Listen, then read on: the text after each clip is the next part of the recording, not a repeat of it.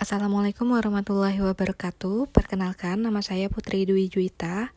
Di sini saya akan mereview jurnal yang disusun oleh Ike Indra Agus Setiawati dari Universitas Erlangga mengenai pembantuan dan penyertaan dalam kasus perkosaan anak.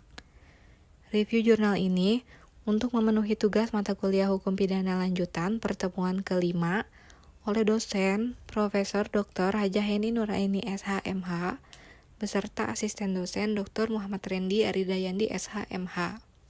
Perkosaan merupakan kejahatan seksual.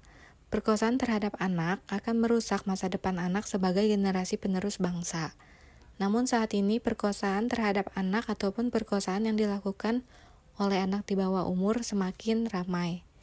Salah satu faktor yang menyebabkan adalah karena kebebasan anak dalam mengakses segala bentuk informasi yang tidak bisa diawasi terus-menerus oleh kedua orang tuanya. Hal tersebut yang mendorong anak untuk melakukan perbuatan yang tidak sesuai dengan umumnya dan tidak bisa membendung hawa nafsunya sehingga menyebabkan melakukan perkosaan terhadap temannya sendiri. Jika perbuatan tersebut dilakukan oleh perorangan, tentu akan mudah mengidentifikasi pelakunya. Namun bila dilakukan secara bersama, akan ditemukan kemungkinan bahwa kasus tersebut masuk dalam pembantuan dan penyertaan dalam pertanggungjawabannya. Tulisan ini membahas mengenai implementasi konsep penyertaan dan pembantuan dalam kasus perkosaan anak yang pelakunya lebih dari satu orang. Selain itu, juga akan dianalisa pertimbangan hakim dalam kasus perkosaan anak pada putusan pengadilan negeri. Wujud atau bentuk dari penyertaan Dilneming yaitu turut melakukan medplegen dan pembantuan yang dikandung dalam pasal 55 dan pasal 56 KUHP.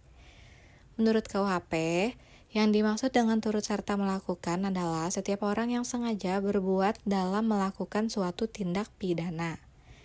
Pada mulanya, yang dimaksud dengan turut berbuat itu bahwa ialah masing-masing peserta telah melakukan perbuatan yang sama-sama memenuhi semua rumusan tindak pidana yang bersangkutan. Dasarnya, perkosaan terhadap anak yang dilakukan oleh lebih dari satu orang adalah tindakan pemaksaan oleh laki-laki pada wanita yang masih anak-anak atau dewasa untuk melakukan hubungan seksual layaknya suami dan istri.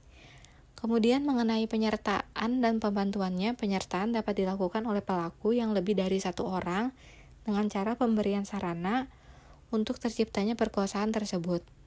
Pembantuan atau membantu melakukan tindak pidana dalam pasal 56 KUHP, maka harus dibuktikan adanya unsur sengaja pada tindakan untuk membantu tindakan pidananya. Pada putusan pengadilan, hakim memutuskan bahwa para tersangka tidak bersalah dan bebas dari dakwaan penuntut umum. Hal ini didasarkan karena hakim kurang yakin dengan bukti yang ada berdasarkan keterangan korban yang dicocokkan dengan keterangan tersangka. Begitu juga pada putusan perkara terdakwa didakwa dengan dakwaan tunggal yaitu melanggar pasal 56 ayat 1 dan 2 KUHP pasal 81 ayat 1 yang mengandung unsur-unsur sebagai berikut. Setiap orang dengan sengaja membantu, memberi kesempatan, sarana, atau keterangan untuk melakukan kekerasan atau ancaman kekerasan memaksa anak melakukan persetubuhan dengannya. Dalam hukum pidana dikenal ada beberapa jenis bukti dalam pasal 184 ayat 1 KUHP menyatakan 1 keterangan saksi, 2 keterangan ahli, 3 surat, 4 petunjuk, 5 keterangan terdakwa. Sekian penjelasan dari saya, kurang lebihnya mohon maaf. Wassalamualaikum warahmatullahi wabarakatuh.